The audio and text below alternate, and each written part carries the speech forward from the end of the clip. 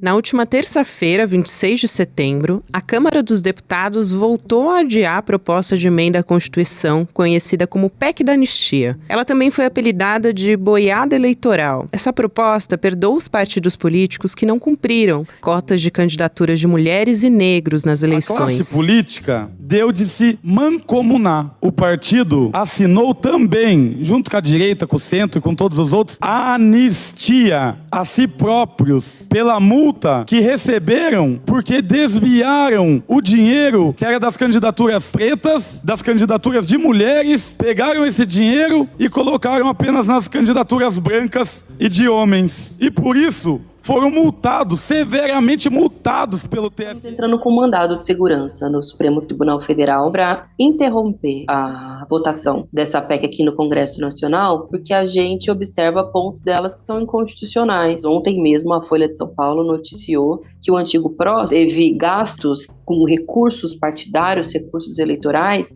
para realização de churrasco, contratação de garçom, reforma de piscina, de casa, que é uma farra geral com dinheiro público para poder, enfim, satisfazer a desejos e vontades de dirigentes partidários. Eles tratam os seus partidos como se fossem empresas, como se o dinheiro fosse deles, como se não tivesse regra nenhuma. Todos eles sabem quais são as regras antes de começar os pleitos eleitorais. Não cumprem. E não cumprem porque sabem que depois vai ter uma autoanistia. É algo gravíssimo. O texto também abre diversas brechas para diminuir recursos para candidatos negros, permitir que partidos indiquem só homens como candidatos e perdoa dívidas também bilionárias dos partidos com a Justiça Eleitoral, um perdão que poderia chegar ao montante de 23 bilhões de reais. Para valer já para as eleições de 2024, essas mudanças teriam que ser promulgadas até o dia 6 de outubro.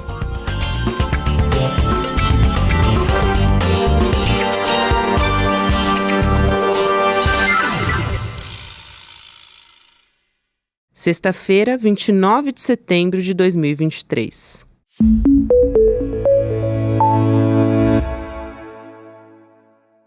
Olá, seja muito bem-vinda, seja muito bem-vinda. Eu sou a Gabriela Varelli e esse é o Videocast em Detalhes. Aqui, sempre com um convidado, com uma convidada, a gente mergulha numa temática, numa notícia do dia. Hoje eu tô aqui com o nosso parceiro, cientista político Josi Misael, parceiro aqui do ICL, para falar sobre a PEC que pode anistiar multas de partidos que não preencheram a cota mínima de mulheres e também diz respeito a repasses para candidatos negros. Misael, é um prazer ter você aqui. Muito obrigada por aceitar nosso convite. Sua primeira vez aqui no Em Detalhes, né? Gabriela, obrigado pelo convite. É a primeira vez aqui. Já deixo a porta aberta e o problema é que sempre que me convidar, eu estarei aqui. Então vou fazer o meu melhor para explicar, para ser didático, para que todo mundo que nos acompanha consiga acompanhar o raciocínio do início ao fim, especialmente sobre esse tema tão polêmico e que eu seja bem aceito aí pela sua comunidade também. Ah, que é isso. Você é muito bem aceito aqui, Misa. Primeiro vamos pelo caminho legislativo, né? A partir de agora, o que a gente pode esperar, né? Essa proposta ela já foi aprovada na CCJ da Câmara em maio, salvo engano, e a gente tem até o dia 6 de outubro para ter a promulgação disso? Vamos lá, sua pergunta é bem legal e é importante a gente entender um pouco desse caminho legislativo, Gabi, porque ele dá para a gente uma ideia de time, né? O processo legislativo, ele basicamente compreende as etapas que um projeto de lei ou uma proposta de emenda à Constituição, como é o caso, tem que cumprir até ela chegar na sua fase final e se tornar uma lei efetiva.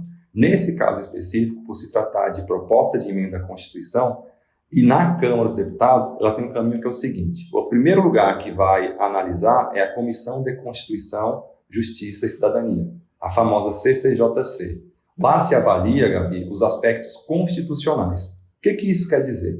Essa proposta que está sendo colocada em votação, ela, de alguma forma, impacta nas cláusulas pétreas, que são aquelas cláusulas mais fundamentais da Constituição. Por exemplo, o Estado Federativo, por exemplo, o voto direto, secreto e universal, por exemplo, direitos e garantias individuais. Então, o que os deputados analisam nessa primeira comissão é: a PEC impacta essas cláusulas pétreas? Se sim, eles têm que votar pela rejeição. Se não, eles permitem que a PEC seja analisada em um segundo colegiado.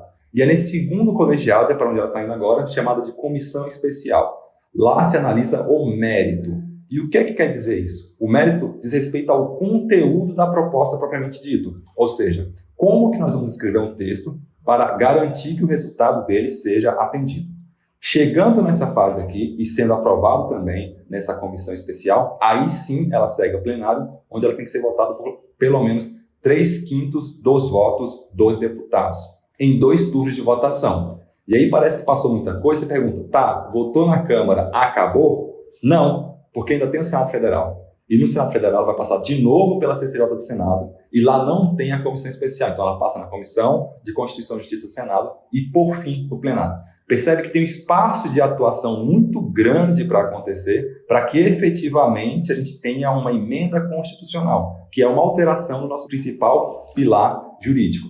O que eu quero dizer aqui, Gabi, que ao longo do nosso período atual republicano, desde 88 para cá, nós já tivemos 129 emendas constitucionais promulgadas, que cumpriram todas essas etapas. E elas cumprem essas etapas, Gabi, em um prazo ali estimado de 3 anos e meio a 4 anos de tramitação, seguindo todo esse rito que eu acabei de explicar aqui. O que me parece agora que a pressa dos deputados e senadores para conseguir viabilizar a aprovação até a primeira semana do mês que vem é um problema para os parlamentares. Por quê? Porque a lei eleitoral diz que a implementação de qualquer norma que venha impactar a eleição, ela sofre um princípio da anualidade. Ou seja, a lei para valer nas eleições do ano que vem, ela tem que ser aprovada com pelo menos um período de 1 ano. Então, por isso a data de 6 de outubro. Ou seja, as leis eleitorais precisam ser aprovadas até o dia 5 e sancionada e promulgada, para que ela efetivamente tenha validade na próxima eleição. Então tem muita coisa para acontecer, tanto na Câmara quanto no Senado, para que essa emenda constitucional seja realmente válida para as eleições do ano que vem. Não me parece que é esse o caminho que vai ter agora, precisaria mudar muito o cenário político em poucas horas, em poucos dias, mas acima de tudo, é uma proposta perversa por tudo que ela apresenta em seu mérito.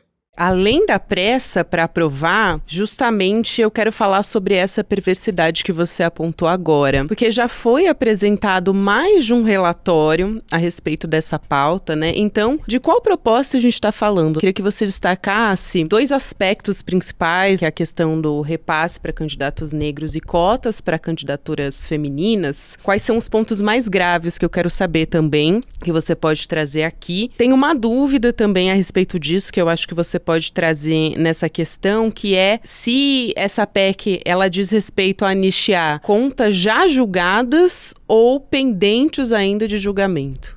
Olha, Gabi, é muito interessante a gente ver isso daí até como uma forma pedagógica mesmo, do que não deve ser feito em termos históricos, sociológicos e políticos. Essa proposta, na primeira versão dela, e como eu acabei de dizer, ela passa por vários momentos de votação. Assim que ela foi apresentada, anistiava todos os crimes, não só da última eleição geral, mas das eleições anteriores.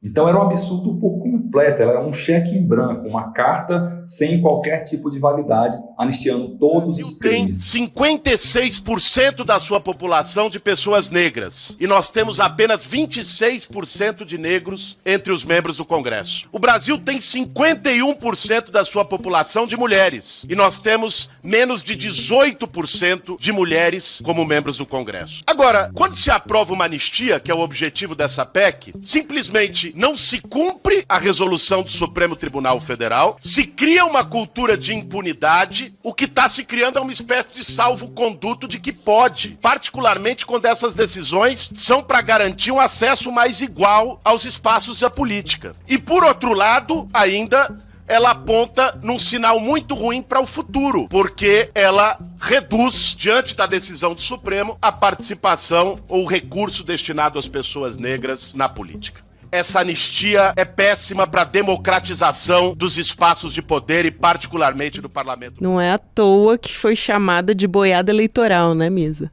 Passando a boiada eleitoral. Pensa o seguinte, as eleições da década de 90, todos os crimes já julgados, já processados, já custeados com multa e tudo isso seria revisto e anistiado por essa PEC.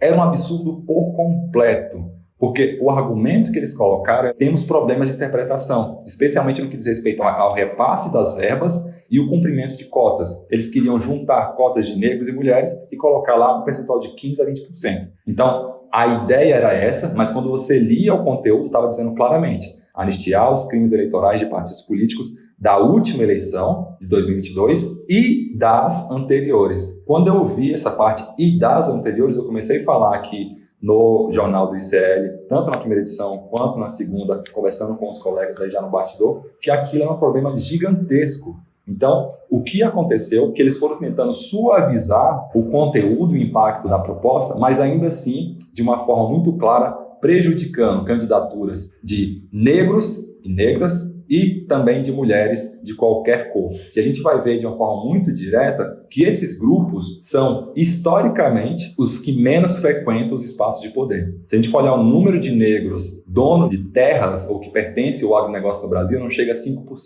Se a gente for incluir ainda a esse grupo que nós estamos colocando aqui, a população indígena, ou LGBTQIA+, também não consegue acesso aos espaços de poder. E o Congresso Nacional é um espaço de poder, que como rosto geral, ele apresenta uma cara que é de um homem branco, católico, heterossexual e geralmente da região sul ou sudeste. Esse é o rosto do Congresso Nacional. Mas a nossa população, ela expressa pela sua miscigenação uma coloração muito maior, uma diversidade muito maior. Inclusive, isso é o ponto central de um outro debate que está acontecendo agora, que é da nomeação da próxima ministra para a cadeira da Rosa Weber, que é um debate que a gente vai fazer oportunamente. Mas perceba como toda essa questão envolvendo a PEC da anistia, ela tem a ver com a simples garantia de um custeio mínimo para candidaturas de homens negros e mulheres nesses espaços de poder por meio de eleições.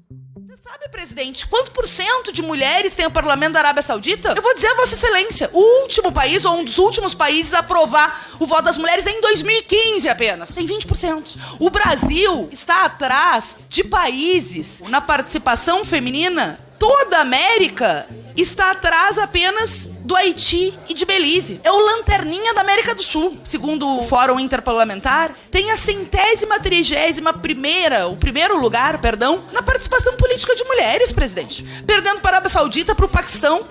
E o senhor sabe que muito antes de Equador, de Bolívia, de outros países da América Latina, nós aprovamos o voto feminino em 1932, fruto de 2 décadas de mobilização e de luta das mulheres brasileiras. Nós tivemos luta. E é interessante observar também, no que diz respeito às mulheres, elas são também a principal alvo da violência política. Quando a gente fala sobre mulheres que desistem de se candidatar ou que desistem no meio do processo, né? A gente tem, por exemplo, a deputada Áurea Carolina, que sofreu diversos ataques e ela teve uma questão de saúde mental muito séria e por isso ela decidiu não renovar a candidatura dela, né? Ela cumpriu o mandato e depois resolveu sair. Assim, dando nome a um caso concreto, mas a gente tem diversos exemplos aí que a gente poderia tratar. Agora, hoje, como é que funciona? O recurso ele é proporcional ao número de candidatos e aí como é que ficaria por essa PEC, Misa? Teoricamente, o recurso seria despachado para o partido e o partido teria que aportar em candidaturas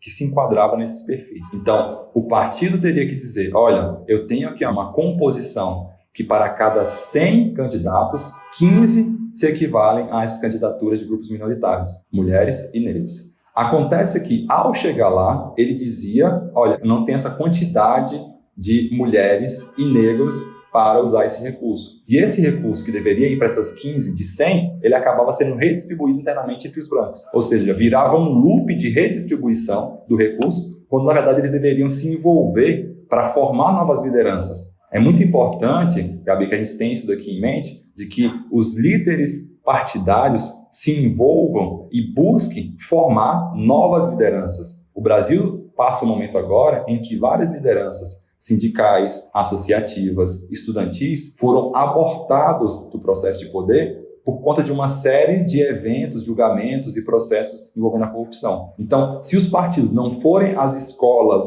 não forem buscar líderes associativos, sindicais, dentro do terceiro setor para formar esse novo líder, para disputar uma eleição na sequência, inclusive buscando para cumprir essas cotas, ele não vai ali na frente ter como usar esse recurso. Essa é uma questão muito clara. Então, o que acontece? Parece que na véspera da eleição, parece que eles descobrem, olha, eu preciso cumprir aqui uma cota. Então, chama a minha irmã, chama a minha esposa, chama a minha empregada doméstica, chama a minha colega de trabalho. Como se isso não tivesse sido acordado antes, por eles, né? Definido por eles. E o que eu falei lá no início, lembra que eu falei que a lei eleitoral só pode ser aplicada se ela tiver o princípio da anualidade? Ou seja, eles já sabem com pelo menos um ano de antecedência que eles precisam cumprir essa cota. Mas na véspera, na hora de confirmar ali, eles começam a correr e colocar os seus parentes e as suas amigas, mulheres, esposas, para dentro para conseguir, de alguma forma, viabilizar o cumprimento e a distribuição desse recurso. O que a gente viu na última eleição, especialmente em 2018, é a formação daquilo que se chamou de um laranjal. Você coloca candidaturas femininas para possibilitar a distribuição desse recurso e você mascara isso daí. Na hora de imprimir o santinho da Gabriela, eu imprimo do pai dela, que é o cacique, dono do partido aqui. Então você mascara o uso desse recurso, usando a mulher como escada, como se ela não tivesse qualificação devida para participar do processo eleitoral, ela é usada como escada para viabilizar o custeio de uma candidatura não legítima, que vai basicamente fortalecer ali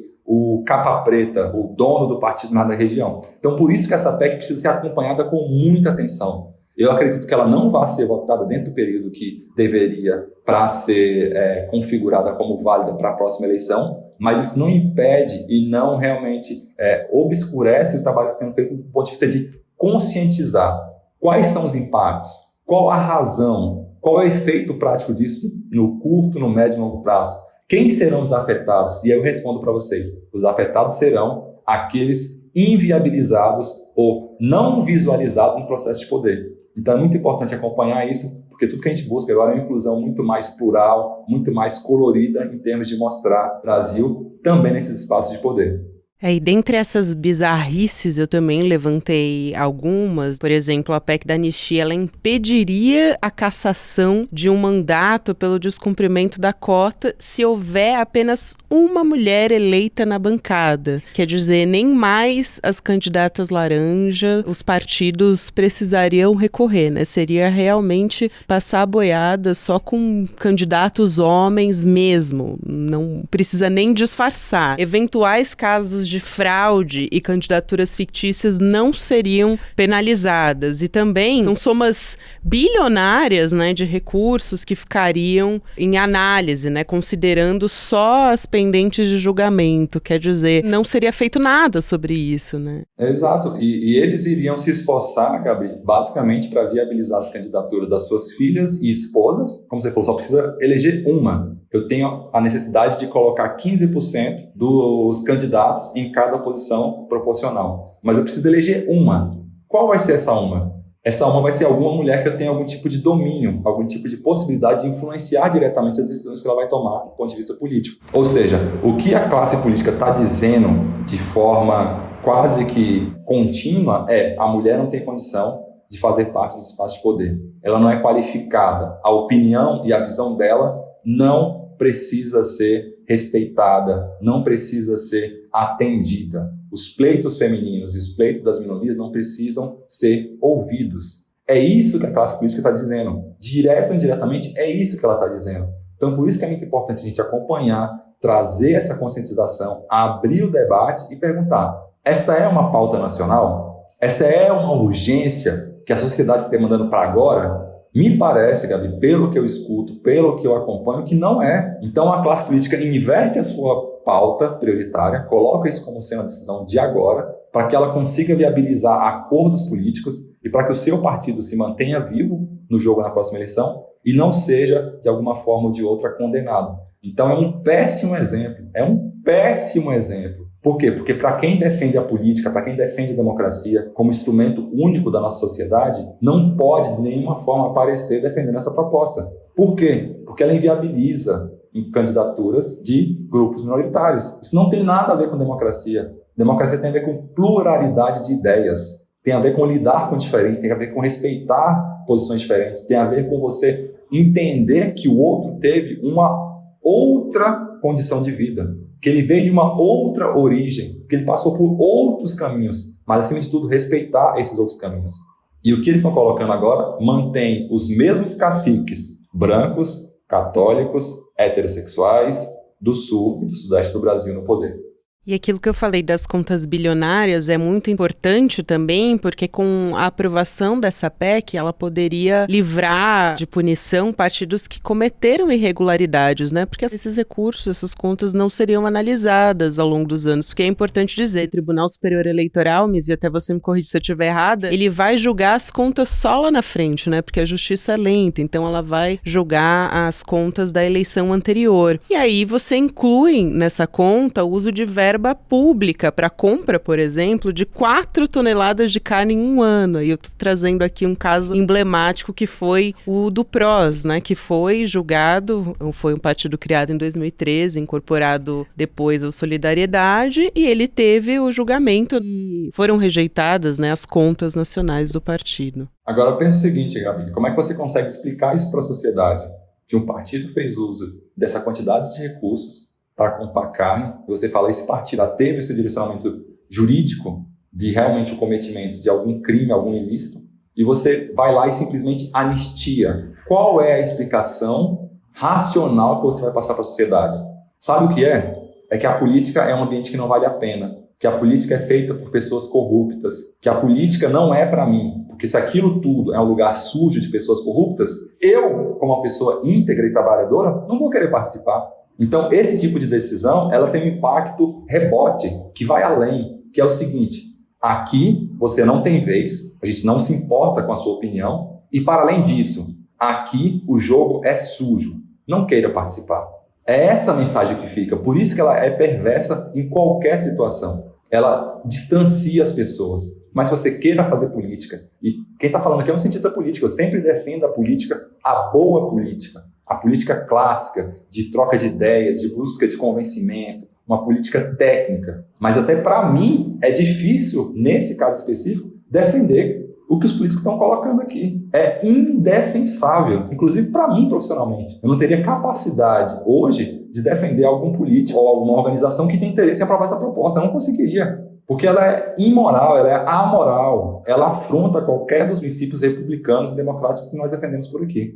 Sem dúvida, é importante dizer, né, a gente já reforçou aqui, mas a gente tem um parlamento que vota a lei de apoio a candidaturas femininas, né, de fomento à candidatura de mulheres e homens negros, aí depois, lá na frente, vota pela anistia de regras que ele mesmo criou. Então, você já tem, essa é a quarta lei, quarta tentativa, pelo menos, de que institui anistia a partidos que não cumprem a legislação. Então, realmente, gera essa sensação de descrédito muito forte na sociedade. E aí eu pergunto, nessa linha, o que pode ser feito para exercer pressão e, de repente, até conseguir barrar essa pauta? É a pressão da sociedade? É junto a partidos políticos? Moções de repúdio funcionam? Pressão dentro dos partidos? Essas mulheres, homens e mulheres negras, têm condições de chegar nos diretórios desses partidos e exigir? Como é que você acha? Qual que é o caminho?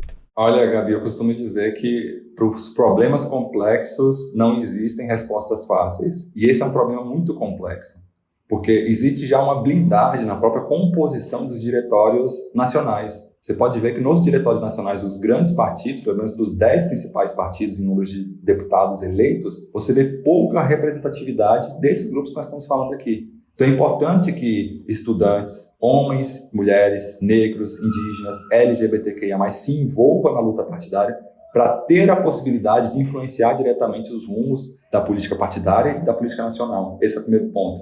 E para além disso, existe uma outra coisa fundamental, que é o seguinte, é importante perceber isso como sendo um jogo de médio e longo prazo. Sabe por quê, Gabi? Se a gente for olhar o histórico de mulheres eleitas desde a Constituinte até agora, ela vinha numa crescente, muito modesta, eu admito. Se a gente pegar da eleição anterior para a última, saiu de 77 mulheres eleitas para 99 agora. Então foi um crescimento, mas um crescimento ainda marginal para aquilo que a gente espera efetivamente seja apresentado em eleições futuras. Mas o que eu colocaria aqui é que o seguinte, existe um crescimento modesto e constante, especialmente nas últimas 3 eleições. Esse crescimento modesto e contínuo nas últimas 3 eleições seria barrado e voltaria-se a patamares anteriores. Na próxima eleição, mantendo esse crescimento de hoje, era para a gente chegar em torno de 120, 115 mulheres no parlamento, especialmente na Câmara dos Deputados. Com essa proposta, ela basicamente mina a possibilidade de que novos talentos, novas líderes, mulheres estudantis, como eu disse, presidentes de sindicatos, de associações, de ONGs, de OCIPs, de empresas, tenha essa estrutura partidária como plataforma para lançar suas ideias. Quer dizer, paridade esquece, né? Esquece, no curto prazo não tem chance disso ser equacionado, infelizmente. Então é muito importante debater isso, porque acima de tudo, quando está falando de diversidade, Gabriela, a gente tem que entender isso como uma qualificação, porque várias estruturas e estudos no mundo mostram que quanto mais diverso é uma organização, mais qualidade ela tem. E mais lucro também. Também, estou falando de organizações tanto privadas quanto públicas. Nas privadas, mais lucrativa ela é.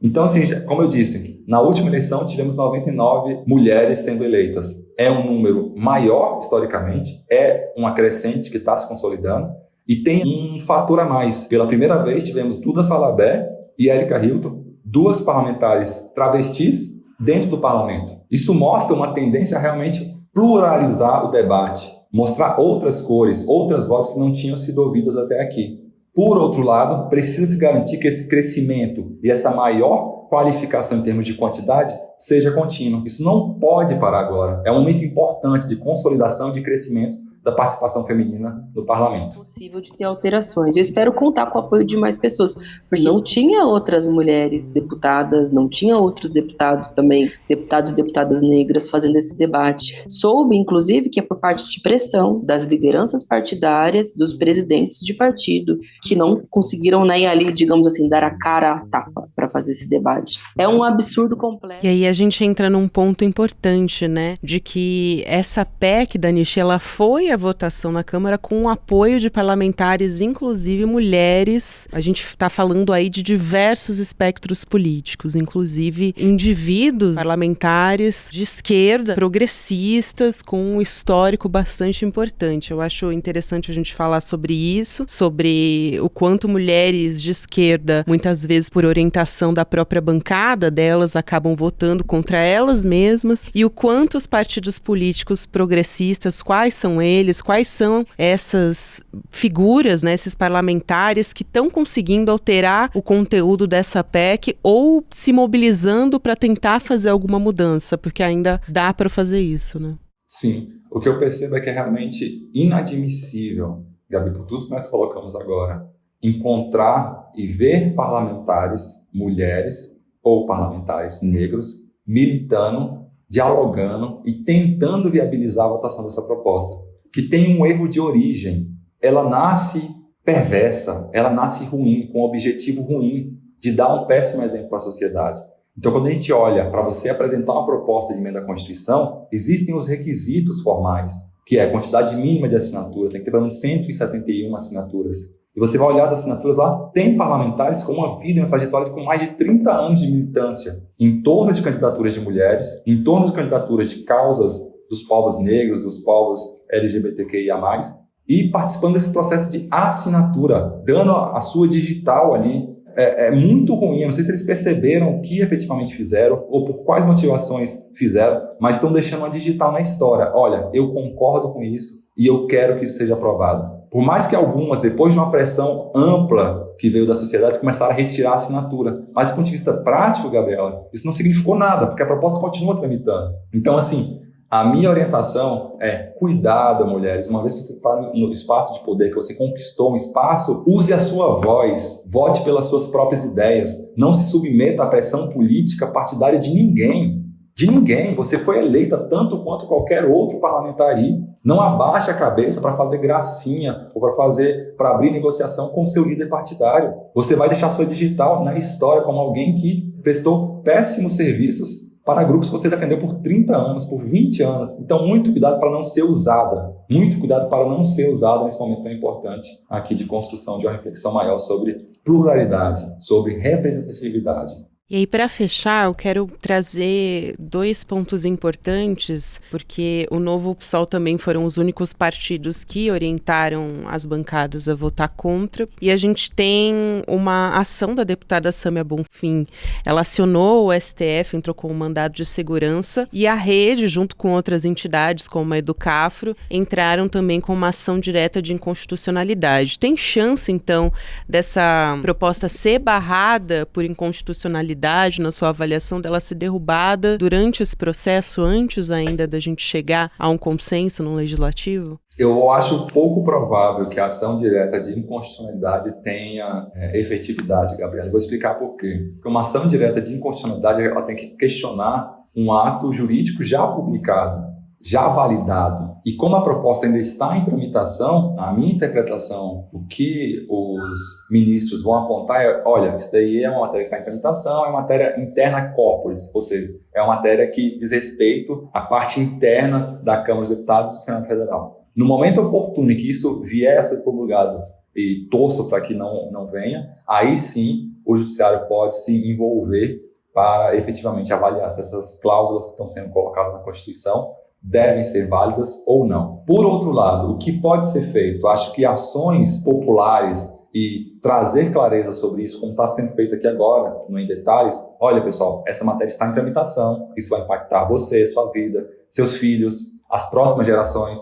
Você tem interesse em saber mais? Aqui estamos à disposição, estamos aqui apresentando para você o impacto. Mande mensagem para o seu deputado, questione ele nas redes sociais, vá atrás, manda um ofício, agrupe as suas forças ali em torno do seu sindicato, da sua associação, da sua empresa. Se posicione contra isso. Então é importante que os grupos organizados, a sociedade civil organizada, como é conceitualmente conhecido, trabalhem em torno de pressionar ativamente os parlamentares, deputados e senadores pela não votação dessa matéria. Essa proposta não tem nada a agregar no debate atual e vai ser um passo atrás gigantesco no que diz respeito a ampliar, a melhorar a qualificação da nossa representatividade. É isso, Jorge Misael, que é cientista político, um grande parceiro nosso aqui do ICL. Foi um prazer, Misael, conversar com você aqui no Em Detalhes. Fico muito feliz que você tenha aceitado o convite. E eu continuo acompanhando, né? A nossa audiência também pode acompanhar você na nossa programação ao vivo do ICL Notícias, trazendo as novidades sobre esse caso, né? Porque a partir de agora a gente vai ter muita coisa acontecendo. Obrigado, Gabriela, pelo convite. Como eu disse, se me chamar, eu volto. Então só depende de você, dos diretores e da nossa audiência. Obrigado pelo convite, até mais. Já fica o convite. Um beijo, Misa, até a próxima. O Videocast em Detalhes fica por aqui. O próximo episódio vai ao ar às 10h30 da manhã, ao vivo no YouTube, por onde você acompanha toda a programação do ICL Notícia, nos canais Eduardo Moreira e Instituto Conhecimento Liberta, sempre de segunda a sexta-feira. E você também pode acompanhar o Em Detalhes nas plataformas de áudio. O episódio já fica disponível a partir das 6 horas da manhã. Você que acorda cedo já pode ficar muito bem informado e se aprofundar nos assuntos mais importantes do nosso Brasil e também do mundo. Até a próxima. Eu, Gabriela Varela, faço a apresentação, o roteiro e a coordenação do Videocast em Detalhes. A direção técnica de gravação é de Guilherme Bessa, Bianca Pasquim e Caio Marinato. A coordenação de transmissão é de Ícaro Garcia e Malu Pessoa. A operação de áudio é de Henrique Guimarães, Giovanni Anino e Matsu. De vídeo, do Vitor Ferreto. A produção jornalística é da Elô Macrini. A vinheta original é de Caio Marinato. A edição de áudio e sonorização são de Matsu e César Degani. A direção de mídias sociais é de Joema Martins e a direção de arte é de Stella Spironelli. A coordenação de artes gráficas de Isabela Chiara. A direção de programação é de Maurício Arruda e a produção executiva de Eduardo Moreira e Rafael Donatiello. Este episódio usou áudios da Câmara dos Deputados, TV Assembleia do Paraná, Globo News e Canal UOL.